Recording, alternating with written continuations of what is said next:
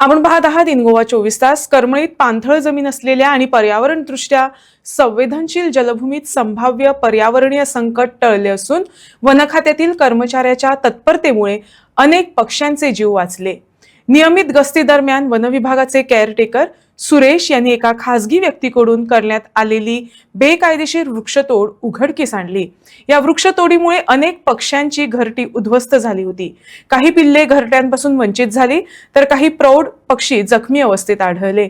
मात्र करमळी येथे 15 वर्षाचा अनुभव असलेल्या सुरेश यांनी तातडीनं परिस्थिती हाताळत जखमी व अनाथ पक्ष्यांना सुरक्षित स्थळी हलवले.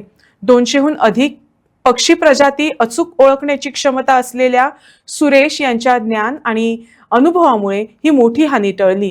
अधिकृत कर्तव्याच्या पलीकडे जाऊन एक उत्कृष्ट पक्षीप्रेमी आणि केअरटेकर म्हणून ते नियमितपणे जखमी व अनाथ पक्ष्यांचे पुनर्वसन करून त्यांना नैसर्गिक अधिवासात सोडतात.